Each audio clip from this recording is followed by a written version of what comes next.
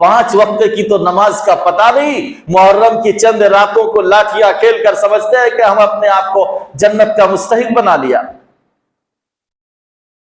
صحابہ تو ایسا نہیں کرتے۔ اعوذ باللہ من الشیطان الرجیم، بسم اللہ الرحمن الرحیم،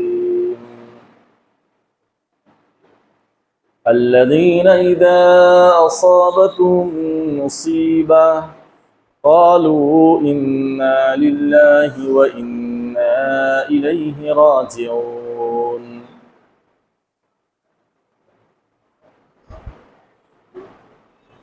وقال النبي صلى الله عليه وسلم 4 في أمتي من أمر الجاهلية لا يتركونهن: الفخر بالأحساب، والطعن في الأنساب، والاستسقاء بالنجوم، والنياحة، إلى آخر الحديث، رواه مسلم۔ تمام قسم کی حمد و ثنا، تعریف و توصیف، کبریائی اور بڑائی، بزرگی اور برتری اللہ رب العالمین کے لیے ہے۔ بعدہ درود و سلام نازل ہو جناب محمد رسول اللہ صلی اللہ علیہ وسلم پر۔ معزز حاضرین، پردہ نشین خواتین اسلام،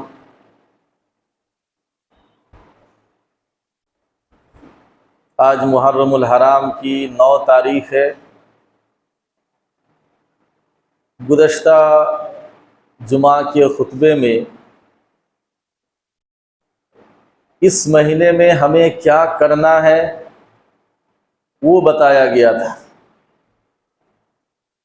اس مہینے میں روزے رکھنے کی بڑی فضیلت آئی ہے کہ 9 اور 10 تاریخ کا روزہ رکھا جائے، اور اس مہینے کا ایک احترام ہے، قابل حرمت مہینہ ہے، اس لیے اپنے آپ کو گناہوں سے، اللہ کی نافرمانیوں سے جہاں تک ہو سکے دور رکھنا چاہیے۔ لیکن عام طور پر دیکھا جاتا ہے کہ اسی مہینے میں مسلمانوں کی ایک بڑی تعداد اللہ کی نافرمانی اور غلط رسم و رواج پر اتر آتے ہیں،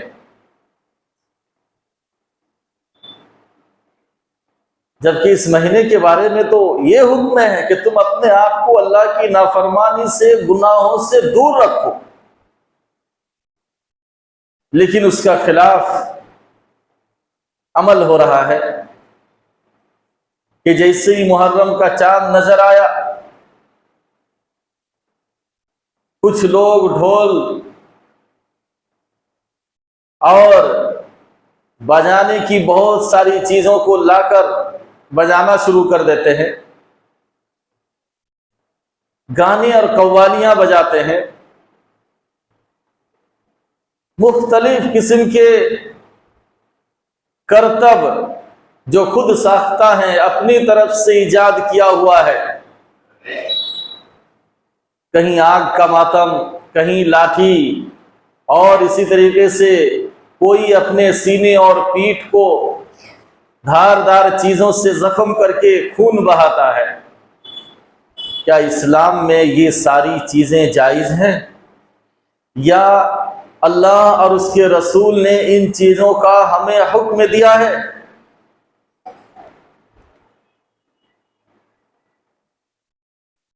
اس پر آج ہمیں غور کرنا ہوگا کہ اس مہینے میں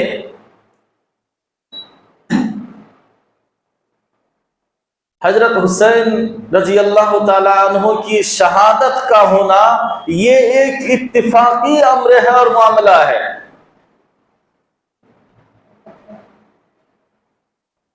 کہ محرم کی 10 تاریخ میں حضرت حسین کی شہادت کی وجہ سے روزے مشروع ہوئے، ایسا نہیں ہے۔ روزے کی مشروعیت تو اللہ کے نبی صلی اللہ علیہ وسلم کی زندگی ہی میں ہوئی، اور حضرت حسین کی شہادت تو بہت بعد کا واقعہ ہے۔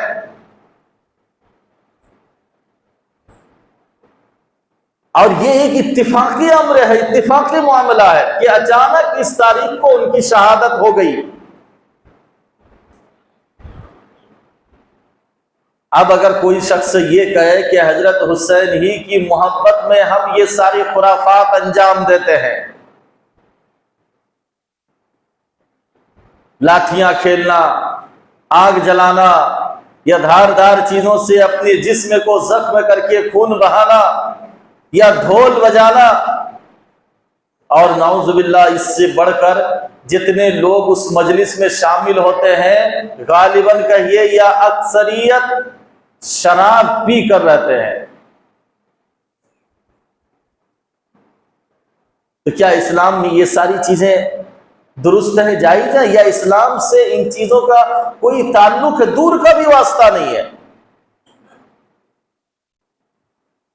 اس سے پہلے تو اور بھی بڑے بڑے صحابہ شہید ہوئے، خود اللہ کے نبی صلی اللہ علیہ وسلم کی زندگی میں صحابیات میں حضرت سمیہ رضی اللہ تعالیٰ عنہ، حضرت جعفر رضی اللہ تعالیٰ عنہ، حضرت حمزہ رضی اللہ تعالیٰ عنہ، اس طریقے کے بہت بڑے بڑے صحابہ کرام شہید ہوئے، لیکن کبھی اللہ کے نبی صلی اللہ علیہ وسلم نے ماتم نہیں منایا، جلوس نہیں نکالا۔ پھر اپنی امت کو یہی تعلیم دینے کے لیے کہ تم پر چاہے کتنی بڑی سے بڑی مصیبت آ جائے، صبر کے ساتھ اس کا مقابلہ کرنا ہوگا۔ اور قرآن کریم کے اندر بھی اللہ تعالیٰ نے سورہ بقرہ کے اندر فرمایا الذین اذا اصابتهم من مصیبہ، ان لوگوں پر جب کوئی مصیبت، کوئی پریشانی آتی ہے تو کہتے ہیں انا للہ و انا الیہ راجعون، انا للہ پڑھتے ہیں۔ یہ پڑھنے کے بجائے اگر کوئی کسی کی موت پر ماتم کرے اور اسی طریقے سے کپڑا پھاڑے، اس سلسلے میں صحیح مسلم کی ایک لمبی حدیث، اللہ کے نبی صلی اللہ علیہ وسلم فرماتے ہیں اربع فی امتی من امر الجاہلیہ، میری امت میں 4 چیزیں رواج پائے گی۔ ان 4 چیزوں کا تعلق اسلام سے نہیں، جاہلیت سے ہے۔ اسلام سے پہلے جو زمانہ تھا، زمانہ جاہلیت، وہ لوگ ان 4 کاموں کو کیا کرتے تھے، لیکن اللہ کے نبی صلی اللہ علیہ وسلم فرمائے کہ میری امت میں بھی یہ 4 برائیاں آئیں گی، لا یترکونہن، میری امت بھی بڑی آسانی کے ساتھ ان 4 برائیوں کو نہیں چھوڑے گی۔ وہ 4 کیا ہیں؟ فرمایا الفخر فی الاحساب، ایک ہے خاندان پر فخر کرنا، یہ زمانے جاہلیت میں بھی ہوتا تھا۔ دوسرا وطعن فی الانساب، کسی کے حسب، نسب یا خاندان پر لعن و طعن کرنا، یہ تو فلاں خاندان کا ہے، یہ اس طریقے سے اس کو طعنے دینا۔ چوتھی چیز والاستسقاء بالنجوم، لوگ ستاروں کے ذریعے اپنی قسمت آزمائیں گے، بارش طلب کریں گے ستاروں کے ذریعے، جو زمانے جاہلیت کا طریقہ تھا۔ اور چوتھی چیز اللہ کے نبی صلی اللہ علیہ وسلم نے فرمایا والنیاح، مصیبت آنے پر، کسی کے مرنے اور وفات پر نوحہ کریں گے، وہ زور زور سے چیخیں گے، چلائیں گے، اپنے گال پر تھپڑ ماریں گے، کپڑے پھاڑیں گے، بال نوچیں گے، کہ یہ زمانے جاہلیت کا طریقہ تھا۔ اور یہ 4 چیزیں ایسی ہیں جو میری امت میں رائج ہو جائیں گی۔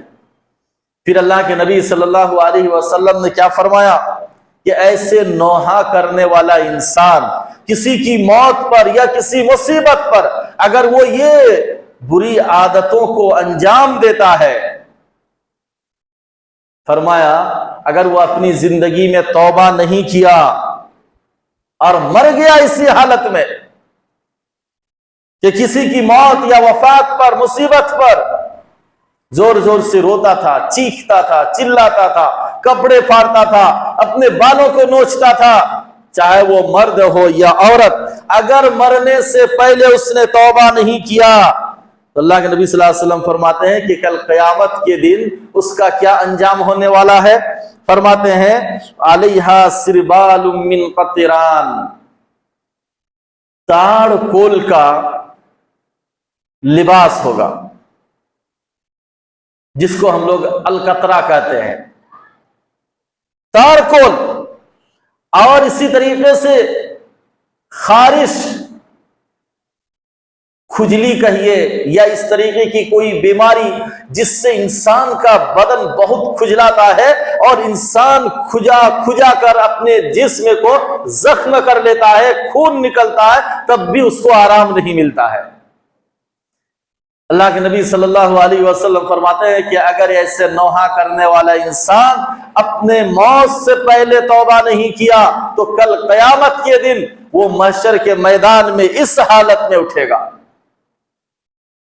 ان لوگوں کو تھوڑا بھی ڈر نہیں لگتا جو حضرت حسین کی شہادت کے نام پر اس طریقے کی حرکت کرتا ہے، بہت سارے غلط چیزوں کو رسم و رواج پر لا کر انجام دیتا ہے؟ اور اللہ کے نبی صلی اللہ علیہ وسلم فرماتے ہیں صحیح بخاری کی حدیث، لیس منا من لطم الخدود وشق الجیوب ودعا بدعوى الجاہلیہ، اللہ کے نبی صلی اللہ علیہ وسلم نے فرمایا کہ ہم سے اس شخص کا کوئی تعلق نہیں، کس کا؟ من لطم الخدود، جو کسی کی وفات، موت پر یا کسی مصیبت پر اپنے چہرے پر تھپڑ مارتا ہو، وشق الجیوب، اور اپنے گریبان کو پھاڑتا ہو، ودعا بدعوى الجاہلیہ، اور جاہلیت کی پکار پکارتا ہو، زور زور سے چیختا ہو، چلاتا ہو، روتا ہو۔ اللہ کے نبی صلی اللہ علیہ وسلم نے فرمایا اس شخص کا ہمارے دین اسلام سے، مسلمانوں سے کوئی تعلق نہیں ہے۔ اور ایک روایت ہے صحیح بخاری کی، حضرت ابو بردہ رضی اللہ تعالی عنہ، ان کے والد حضرت ابو موسیٰ اشعری رضی اللہ تعالی عنہ، بیٹا بیان کرتے ہیں حضرت ابو بردہ کہ ابو موسیٰ اشعری بیمار پڑ گئے، بار بار ان پر بے ہوشی طاری ہو جاتی تھی، کہتے ہیں کہ ان کا سر ان کے بیوی کے گود پر تھا اور اسی حالت میں ان پر بے ہوشی طاری ہو گئی، تو بیوی زور زور سے رونے لگی۔ ابو موسیٰ اشعری تو خیر بے ہوش ہو گئے، چپ رہے، لیکن جب اس کو ہوش آیا تو انہوں نے کیا فرمایا؟ انہوں نے فرمایا کہ میں ہر اس کام اور اس چیز سے بری ہوں جس سے رسول اللہ صلی اللہ علیہ وسلم نے برات کا اعلان کیا، ان چیزوں سے میرا کوئی تعلق نہیں۔ اور پھر فرمایا کہ اللہ کے نبی صلی اللہ علیہ وسلم نے منع فرمایا کہ کسی مصیبت پر زور زور سے آواز نکال کر رویا جائے، کسی مصیبت اور کسی کی وفات پر سر منڈوایا جائے یا کپڑے پھاڑے جائے۔ اللہ کے نبی صلی اللہ علیہ وسلم نے ان تمام چیزوں سے برات کا اعلان فرمایا۔ لہذا یہ غیر اسلامی طریقہ ہے۔ کچھ لوگ جہالت کی بنیاد پر کہیے یا پھر یوں کہیے کہ وہ ناعاقبت اندیش ہے، اپنے باپ دادا کے رسموں کو پکڑ کر ہے، کہاں تک صحیح کہاں تک غلط اس سے اس کو کوئی واسطہ نہیں ہے۔ آج وہی لوگ، ایسے ہی لوگ ان غلط چیزوں کو انجام دیتے ہیں، جبکہ اللہ کے نبی صلی اللہ علیہ وسلم نے خود اللہ تعالیٰ نے قرآن کریم کے اندر فرمایا کہ اس مہینے میں تم اپنے آپ کو اللہ کی نافرمانی سے دور رکھو، کوئی غلط کام نہ کرو۔ کیوں؟ دوسرے مہینوں کے مقابلے میں اس مہینے میں اگر کوئی غلط کام کرو گے تو اس کا گناہ کئی زیادہ بڑھ جاتا ہے، کئی گنا بڑھ جاتا ہے اس گناہ کا پاور۔ ایک اور چیز ہے اس مہینے میں جو خاص طور پر شیعہ لوگ کرتے ہیں، رسول اللہ صلی اللہ علیہ وسلم کے صحابہ کو وہ گالیاں دیتے ہیں، نعوذ باللہ من ذالک، بہت برا بھلا کہتے ہیں، ان کو گالیاں دیتے ہیں۔ حضرت عائشہ رضی اللہ تعالیٰ عنہ کو زانیہ کہتے ہیں، حضرت ابو بکر کو گالی دیتے ہیں، حضرت عمر کو گالی دیتے ہیں، حضرت عثمان کو گالی دیتے ہیں، اور اسی طریقے سے جتنے بڑے بڑے صحابہ ان کو گالیاں دیتے ہیں، اور وہ گالی دینے کو اپنے ایمان کی تکمیل سمجھتے ہیں کہ ان کو گالی دو تو اپنا ایمان تازہ ہو جائے، اپنا ایمان مکمل ہو جائے، نعوذ باللہ من ذالک۔ اللہ کے نبی صلی اللہ علیہ وسلم نے صاف طور پر یہ حکم دیا، صحیح مسلم کے حدیث، لا تسبوا اصحابی، اے لوگو میرے صحابہ کو گالیاں نہ دو، برا بھلا نہ کہو۔ کیوں؟ فرمایا والذی نفسی بیدہ لو ان احدکم انفق مثل احد ذہبا۔ پھر اللہ کے نبی صلی اللہ علیہ وسلم فرماتے ہیں کہ جانتے ہو میرے صحابہ کا مقام کیا ہے؟ فرمایا کہ خدا کی قسم اگر تم میں سے کوئی، یعنی صحابہ کے بعد آنے والے انسان، اگر ان میں سے کوئی شخص، فرمایا احد پہاڑ کے برابر سونا اللہ کے راستے میں خرچ کرو گے، تو میرے صحابہ نے اس غربت کی حالت میں اللہ کے راستے میں جو ایک مٹھی جو یا گیہوں یا کھجور خرچ کیا تھا، اس کے برابر بھی تمہارا یہ احد پہاڑ کے برابر سونا نہیں پہنچ سکتا ہے۔ ان کے اندر اتنا اخلاص، اتنی خلوص، ان کی نیت اتنی صاف تھی، عمل میں وہ اتنے پکے تھے کہ ان کے عمل کا مقابلہ تم نہیں کر سکتے ہو۔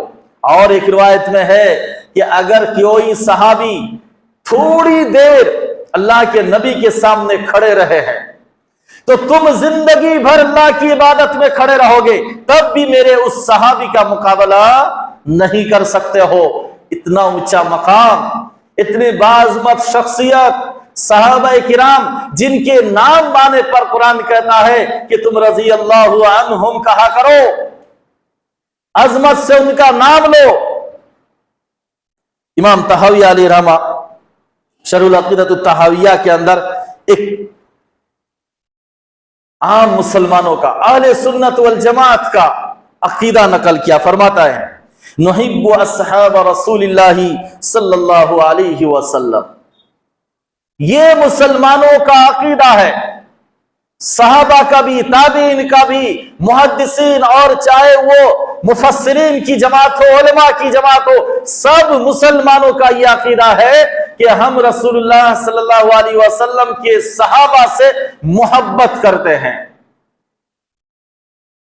محبت کا یہ معنی نہیں ہے کہ کسی کی وفات پر وہ حرکتیں آپ کرنے لگے جو آج کل کچھ جاہل لوگ کر لیتے ہیں، ڈھول بجانا یہ صحابہ کی محبت نہیں ہے، لاٹھیاں کھیلنا یہ صحابہ سے محبت کا اظہار نہیں ہے۔ حقیقت میں اگر تمہیں صحابہ سے محبت ہے تو صحابہ کرام سنت سے محبت کرتے تھے، اللہ سے محبت کرتے تھے، تم بھی سنت سے محبت کرو، اللہ سے محبت کرو اور اس کا اظہار کرو۔ 5 وقت کی تو نماز کا پتہ نہیں، محرم کی چند راتوں کو لاٹھیاں کھیل کر سمجھتے ہیں کہ ہم اپنے آپ کو جنت کا مستحق بنا لیا۔ صحابہ تو ایسا نہیں کرتے تھے۔ امام طحاوی کہتے ہیں نحب اصحاب رسول اللہ صلی اللہ علیہ وسلم، ہم رسول اللہ صلی اللہ علیہ وسلم کے تمام صحابہ سے محبت کرتے ہیں، اور محبت کا معنی یہی ہے کہ تم بھی صحابہ کے نقش قدم پر چلو، ان کا جو طور طریقہ تھا، ان کا جو عمل تھا، ان کی جو سوچ تھی، تم اسی سوچ پر اتر آؤ، انہی جیسا تم بھی عمل کرو۔ اور آگے فرماتا ہے وَلَا نُفْرِطُ فِي حُبِّ أَحَدٍ مِّنْهُمْ، ان میں سے کسی ایک کی محبت میں ہم غلو نہیں کریں گے۔ جیسے شیعہ لوگ صرف حضرت حسین کی محبت میں غلو کر کے سارے صحابہ کو کافر قرار دیتے ہیں، سارے صحابہ کو گالیاں دیتے ہیں۔ امام طحاوی کہتے ہیں کہ نہ، کسی ایک کی محبت میں اندھا ہو کر باقی سارے صحابہ کو گالیاں دینا، برا بھلا کہنا، یہ مسلمانوں کا طریقہ نہیں ہے۔ اور کہتے ہیں وَلَا نَتَبَرَّوْ مِنْ أَحَدٍ مِّنْهُمْ، ہم ان میں سے کسی سے لا تعلقی یا بے تعلقی کا اظہار بھی نہیں کریں گے۔ کہ ابو بکر سے میرا کوئی تعلق نہیں، عمر سے میرا کوئی تعلق نہیں، بلال سے میرا کوئی تعلق نہیں، فلاں صحابی سے میرا کوئی تعلق نہیں۔ امام طحاوی کہتے ہیں نا، ایسا کوئی مسلمان نہیں کہہ سکتے، سارے صحابہ سے ہمارا رشتہ ہے، ہر ایک سے ہمارا تعلق ہے۔ آگے فرماتا ہے وَنُبْغِضُ مَن يُبْغِضُهُمْ، ہم اس آدمی سے نفرت کریں گے، بغض رکھیں گے، ہم ان سے دشمنی مول لیں گے جو صحابہ سے نفرت کرتا ہو، جو صحابہ سے بغض رکھتا ہو، جو صحابہ سے دشمنی رکھتا ہو، ہم بھی ایسے لوگوں سے نفرت کریں گے، انہیں پیار کی نظر سے ہم نہیں دیکھیں گے۔ لہذا جو یہ تعزیہ، لاٹھی اور مختلف قسم کے خرافات انجام دیتے ہیں، کبھی بھی ان کو محبت کی نظر سے، اچھی نظر سے نہیں دیکھنا چاہیے۔ یہ امام طحاوی علیہ رحمہ فرماتے ہیں۔ اور فرماتے ہیں وَبِغَيْرِ الْخَيْرِ يَذْكُرُهُمْ، اور جو لوگ خیر کے ساتھ ان کا تذکرہ نہ کرتا ہو، ہم ان سے بھی نفرت کریں گے۔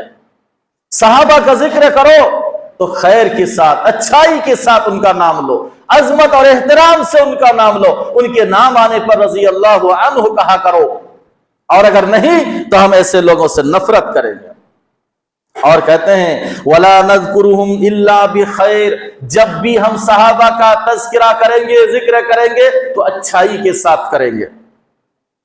اور فرمایا، جانتے ہو حُبُّهُمْ دِینٌ وَإِيمَانٌ وَإِحْسَانٌ، صحابہ سے محبت عین دین ہے، ایمان ہے، اور اسی کا نام احسان ہے۔ دین ہے، ایمان ہے، احسان ہے۔ صحابہ سے محبت کرنے کا مطلب وہ دیندار آدمی ہے، ان کا ایمان مکمل ہے، وہ احسان کے معنی کو سمجھتا ہو۔ اور صحابہ سے نفرت کرنا، بغض رکھنا، دشمنی رکھنا، کہتے ہیں کفر و نفاق و طغیان، سراسر کفر ہے، منافقت ہے یہ، اور طغیان، سرکشی ہے یہ، بدماشی ہے یہ، کہ کسی صحابی سے کوئی نفرت کرے۔ نفرت کرنا کیا ہے؟ کفر ہے، منافقت ہے، اور سرکشی ہے، بدماشی ہے۔ اس لیے تمام صحابہ کو محبت کی نظر سے دیکھنا چاہیے، کسی کو بھی برا بھلا نہیں کہنا چاہیے، ان کا نام عظمت سے لینا چاہیے، ان کے نام آنے پر رضی اللہ عنہ پڑھنا چاہیے۔ یہ تو اللہ اور اس کے رسول صلی اللہ علیہ وسلم نے ہمیں تعلیم دی، ہمیں بتایا ہے۔ اب اس کے علاوہ جو کچھ بھی ہم کریں گے وہ دین سے خارج ہوگا، اسلام سے اس کا کوئی تعلق نہیں ہوگا، مسلمانوں سے اس کا کوئی تعلق نہیں ہوگا، اللہ اور رسول سے اس کا کوئی تعلق نہیں ہوگا۔ پھر بتاؤ وہ انسان اس کام کو کر کے اپنے آپ کو اللہ کا کتنا بڑا نافرمان بنا رہا ہے۔ سوچنے کی ضرورت ہے۔ خیر، اللہ تعالی ہم سبوں کو نیک سوچنے اور غور و فکر کرنے کی توفیق عطا فرمائے، نیک کاموں پر عمل کرنے کی توفیق عنایت فرمائے۔ آمین۔ وما علینا۔